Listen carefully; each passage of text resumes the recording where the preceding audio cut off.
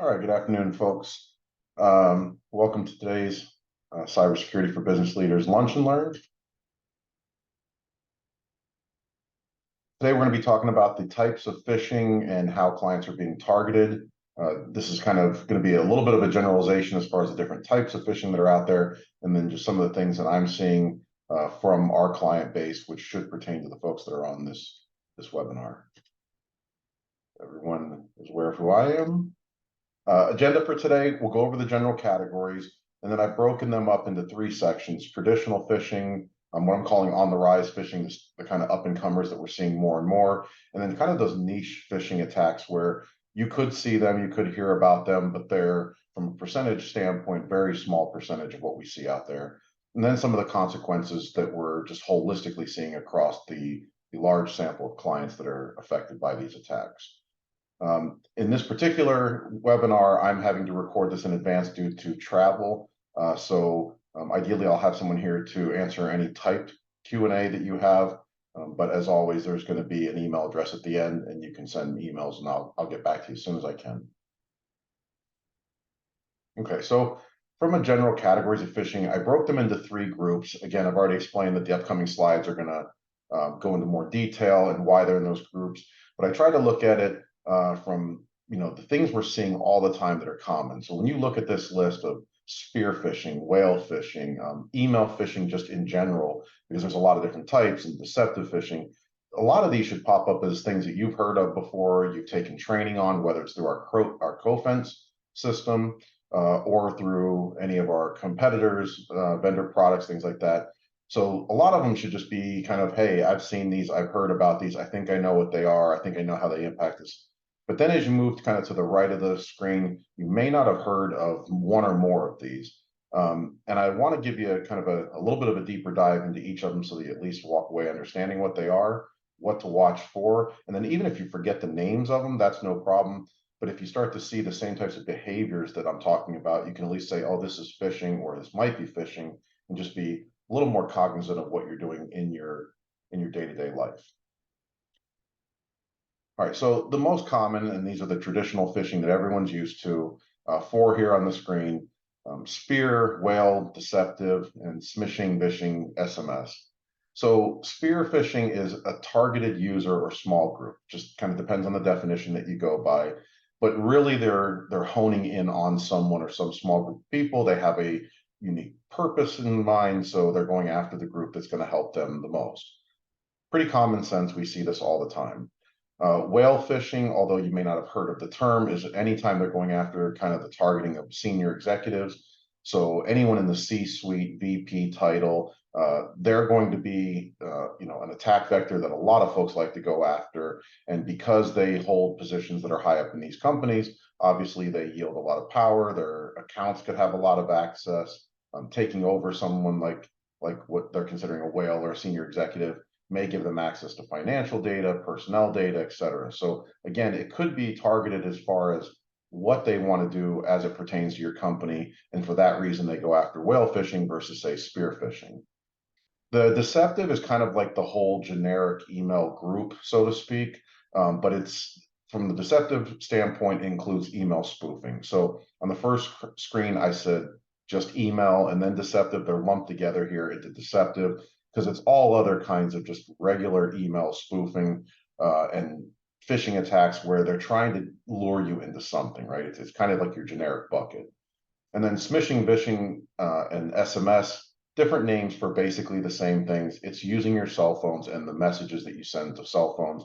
So a lot of times you'll get messages, hey, this is so-and-so in the company. I'm in a meeting, but I need to talk to you. And then they're going to ask you to do something. It could be click on a link, it could be go buy gift cards, it could be whatever.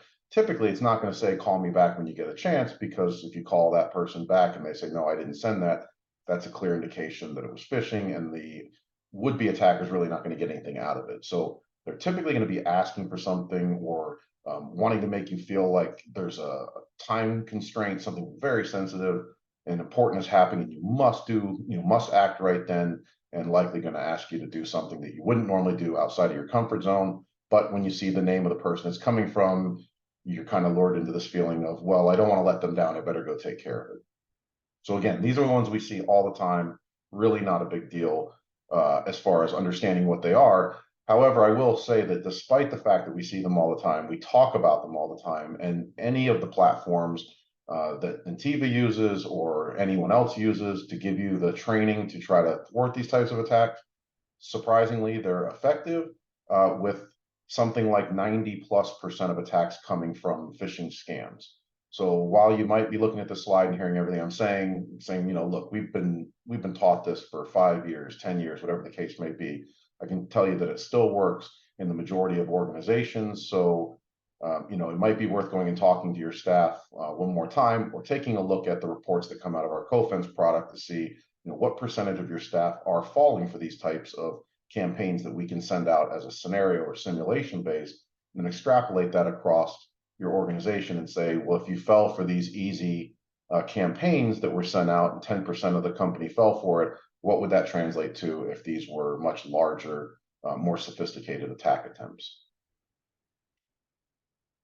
And then what I'm calling kind of on the rise, we're seeing more and more of this. And to try to group these together and make sense of them, there's going to be overlap a little bit. But to give an example, malware. So it might be something like disguised as a resume, or it's disguised as a salary file, or an invoice, or a shipping manifest.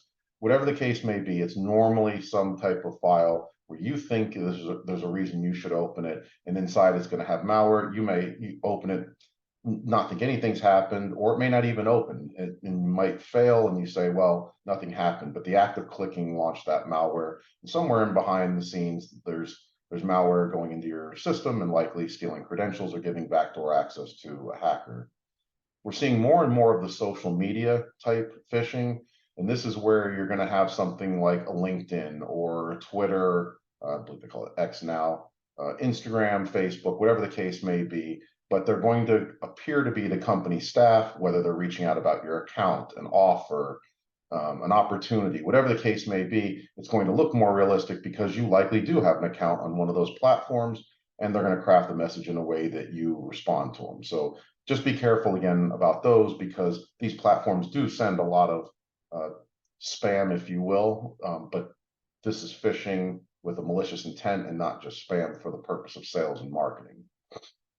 The HTTPS, one of the things that we've always been taught is if something didn't have the S and it wasn't a secure link, don't click on it. And if you go to a website that is just HTTP, most modern antivirus and EDR products are either going to stop it, or they're at least going to come up and say, hey, you're going somewhere that's really dangerous. Do you really want to do this? We advise against it. But in this case, they may be using HTTPS in their links, which is giving you the impression, well, this must not be phishing, and in fact it is. So this one's a little bit harder to detect. You want to look for other things in the emails to kind of warn you, or head you off that, hey, something's not right, because the S in HTTPS is not going to be enough to do it. And then farming, this is a little more sophisticated, which is why you don't see it as much, but we are seeing it come up a little bit, and that's the DNS hijacking. So if they can change the ownership of a website, or they can change the routing to a fake website, anything that they can do to imitate someone else's domain, their website, things of that nature, it's going to lend to anything that they're sending out being a little bit more credible. So again, ones you have to be more careful with, just because you don't see it as much, it's not as prevalent. And then image phishing, this one will really depend on who you talk to. I've spoken to folks who say they see this all the time and it's difficult to combat because people will click on images. Others will say, I've never seen this in an email, or didn't even know and just moved on. The reason I put this one on here and I put deep fakes is because if you go out and do any research on deep fakes, you'll see that both from a picture perspective and video and audio perspective, deep fakes are getting very good at imitating real life celebrities and people. So you could be receiving an image or a video file or something like that, and it could appear like, hey, this is maybe an applicant applying and they've submitted this. And in reality, you look at the picture or you watch the video, and then you didn't even realize, just like in the case of the malware, that something was launched behind the scenes, and they've now gained access to your system, stolen your identity, your credentials, etc. So again, some of these you may not see too often, but just be paying attention to them. And then if something does happen and you see it within your organization, at least stop and say, hey, I remember us talking about this. Let me give this a second thought before I click on it. The other thing with this group of 5 is especially on the malware, the social media, the image components. Think about that you might not always be sitting at your computer opening an email in Google Suite or Office 365. You might be on your phone. And with the smaller screens and the way things are formatted for phones, it may be very difficult to see that this is phishing. You might have an image takes up most of the screen, and it's hard to go look at that email and say, are there other indicators that would normally tip me off that this is phishing? And if I was looking at it on a big monitor, I wouldn't be fooled, but on a little screen like your phone, especially if you're walking through an airport, in your car, whatever the case may be, where you're really not giving it the focus and attention that you would if you were at your workstation, you're probably more susceptible. So I would expect to see that as these come up more and more on the rise, they're also making sure they are used in a manner in which it's easier to trick the end user. And then the final group is the niche phishing ones. And these I really say niche because they make up the smallest percentage of any of them. In some cases, they're using a combination or components of other ones that we've talked about. But even though they make up the smallest percentage, you should really pay attention and at least learn and understand why they're out there. Website spoofing, I kind of mentioned already, we talked about that, but really fake websites. You can go out to a fake website and not realize that there's one letter or one character off in the website name, or if it's a truncated name, you don't see it. You're clicking another link. So be very careful on the fake websites. It's not hard to get a free application for that matter, where it will go out and crawl a regular website and recreate the content. So all the links, all the pictures, everything looks normal, and it looks just like the real website, and yet it's not. And the only way you can tell sometimes is the actual URL or the address that you're going to. Evil Twin, I think this one of all of them is probably the most likely to move up into one of the other categories that we've already spoken to, and that's because it's fake Wi-Fi networks. The challenge with this one is, in most cases, you're going to have to be in a public setting. So if you're in your home or you're in your office, the likelihood that a fake Wi-Fi network is going to pop up is smaller, which is why I call it on kind of a niche slide. But possible depending on the security of your facility or your home, proximity to other homes, like if you were in an apartment complex, things like that. But when you get out there in coffee shops, airports, any type of transportation hub, hotels, pay attention to like when you go to click to a network. So you walk into an airport, even on an airplane, and you'll go to connect to Wi-Fi, and you might get 40 different networks that pop up. You might recognize one or two that you connect to all the time, like a paid Wi-Fi service. But if you're looking for like the free airport service, there's nothing stopping someone from just creating, airport free Wi-Fi. You connect to it. It's a fake network. They steal all of your data. And if you want to know more about this one and how easy this one actually is to occur and how much you really need to protect yourself, you can go out and look at some of the webinars. There's one on the #1 ethical hacker in the world, and he'll show you a device that for $100 or $200 he can sit in an airport and launch as many fake networks as he wants and watch people just connect to it. So I think this one's going to be a big one that pops up in the future, especially as we're now working more in a remote environment, and a lot of business travelers, obviously. The pop-up, I kind of call this one just browser bomb. This is where you're getting some form of pop-up on your screen. I think it's really going to remain kind of in this niche category because the sophisticated antiviruses and EDR platforms that we have today will block a lot of this by default, unless you've gone in there and lowered the security settings of that platform or your web browser. But in most cases, I think, over the last 5 to 10 years, the products have done a much better job of blocking a lot of that stuff already, unless you're infected and then it's able to go around these defenses. Watering hole is kind of just a target for popular websites. So for example, if you know that the majority of large companies are going to use 2 or 3 different insurance carriers for medical and dental insurance, then there's no reason not to go target those websites, knowing that they don't actually have to come after you. They go after that website, and there's going to be a large number of employees that go to that website, and that's their way to try to steal that credential and then work their way back into your company. In that case, they may not be targeting your company per se, but just the individuals that they can grab. And once they grab those, they say, what can I do with that after it? So almost like a reconnaissance component first. But again, very popular. And then there's man in the middle, which is the interception between two parties. So just imagine it that you're on one end, the website or wherever, whatever you're trying to connect to is on the other. They're essentially sitting in the middle, pretending to be that endpoint, and they're communicating back and forth. So you're connecting to them, thinking you're connected to that endpoint. They're providing you with whatever you would normally see, like a request for a username and password, credentials, MFA key, whatever the thing happens to be that you would normally punch in, you submit it to them, and then a second later, they actually go and submit that to the end website. They log in as you. They're probably going to return an error to you as acting as if, well, there's just something wrong with the website. You may say, well, there's something going on. I'll come back, in an hour. But in fact, they've stolen your credentials because you've handed it over to them, without even being asked. Beyond that, I would say that, again, a lot of these are really niche, but you see them depending on where you are, what you're doing. So while I don't think that some of these are targeting a particular set of users or a particular company, I think everyone should look at their organization and say, is there anything about the type of business you're in, the industry vertical you're in, that any one of these would be more prevalent or you'd be more susceptible to attack? And as a result, even though it's in the niche side or on the kind of on the rise or up and coming side, you as an organization should pay more attention to that because the type of work you do would lend to being attacked.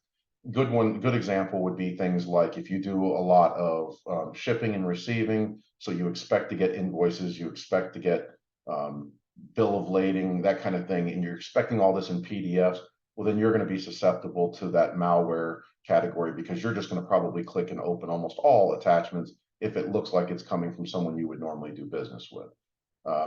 On the flip side, one of the things that we tell people, and this is really kind of the surprising and shocking part of phishing, is I can't tell you the number of times that a company is compromised because someone who should have never clicked on a link or web or an attachment does. An example of that, one of the things that was done in the federal government as a test was take a CD back when CDs were kind of prevalent before USB thumb drives and just write with a Sharpie on it, 2019 salaries, employee salaries, for example. Leave that CD on a desk somewhere or on top of a counter or a fridge, wherever the case may be, or even out in a parking lot, for example, and watch employees that will go by, pick it up, stick it in the computer and run it because they think they're going to be able to see the salaries of all their peers. Very common trick. It's now obviously moved over into thumb drives, other ways with attachments. But again, you're rarely ever going to see anyone actually do that. I mean, who copies salaries of employees onto a CD and then writes employee salaries?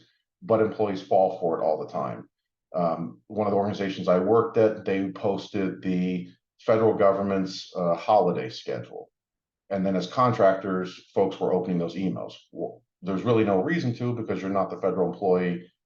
It's not even your holiday schedule. So it's so effective that I think these are things that you guys do need to watch for. And again, look at the industry vertical that you're in to see if you're more susceptible to one type of attack over another.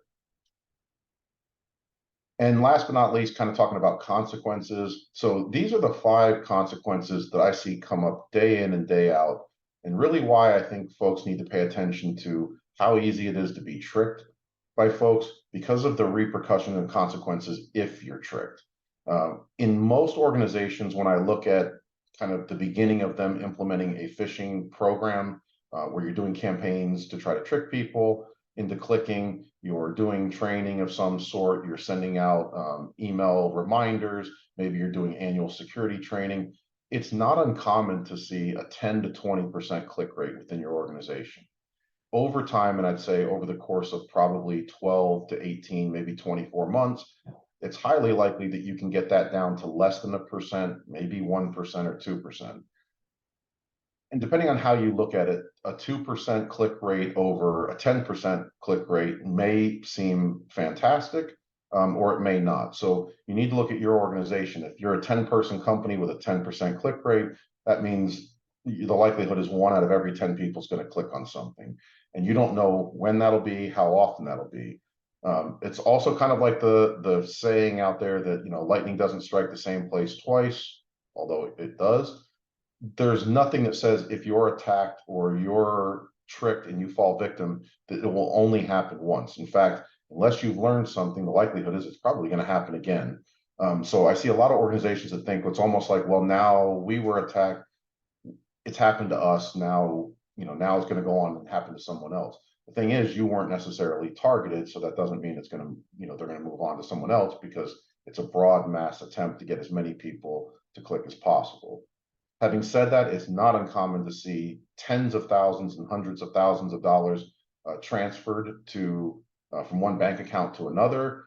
See folks engage on SMS text, and will go back and forth with the attacker after that initial phishing link is clicked, which the initial link may not have been malicious, but it was enough to initiate a behavior or a conversation. And then we'll see people go back and forth with, sure, give me the routing information. When do you need it? How much do I owe you? And they'll just send it without confirming with anyone. We'll see folks go out and buy thousands of dollars worth of gift cards. Again, another one that's pretty easy. You'll have a CEO type email or text message come out that says, go buy $1,000 worth of Apple iTunes gift cards. Go out and buy, eBay gift cards, and they'll give a reason why you need it. And usually the reason doesn't even make sense that you would do it. You've never been asked to do this before. You don't have a company credit card. It's not even coming from your boss. Why would you do it? Yet it happens all the time. Identity theft is probably one of the two most likely reasons or consequences of this, and why attackers are coming after you. So giving up your identity so that they can act as you and spend money on your behalf or have access to systems. And ransomware is probably the second most prevalent. And obviously there's a financial consequence here, because if your systems are encrypted, in most cases you're going to pay the money, or you're going to remain encrypted and have to try to restore from backup. And for every hour and day that you're down, you're losing X number of dollars either way. The last one on there, I wanted to put on legal fines and penalties because it may not be as prevalent today in the US. However, in Europe and the EU with GDPR, and now with at least 6 states in the US, and I think there's up to 9 or 10 that are attempting to pass legislation, around privacy and personal information, so PII, as well as the healthcare industry with PHI. Now, if you fall victim to this and this information is exfiltrated, or you've lost the confidence that it's secured and other people have access to it, you can be fined heavily. And at least on the GDPR side, it can be in the tens of millions of dollars potentially. It's based on the amount of information, the amount of revenue your organization does on an annual basis, as well as how egregious the loss of security to that data was. So if for no other reason, you want to protect yourself from a legal perspective. One other note, we've even begun to see and talk to vendors who are helping us try to prevent this type of thing from happening with their software and their solutions. And one of the things that they're seeing is websites that have been compromised, although the attacker has done nothing to the website when this all starts. They have access to it, but they've done nothing. They send out the emails. The emails are checked through the various systems that you can have in place. They come back clean because, again, the attackers haven't done anything. And then let's say 12 hours later, the attacker compromises or takes advantage of that compromise to the website. It becomes a malicious site that they've taken over. And now, because the emails have passed all the checks, they're in your inbox. You didn't get to it the day that it came in. You then respond or click on it the next day, and now you're essentially hacked in the same manner. So yet another way that they can just kind of delay their behavior so that it passes the protective measures that we've put in place on the security side, and then make it malicious. So lots of different ways that you can be attacked. The best way to avoid it is just not fall victim. And again, a little bit of time and energy in identifying the types of ways you can be attacked and how to prevent it will save you a lot of money in the end. So hope this was useful. Appreciate you guys joining as always, and have a great afternoon.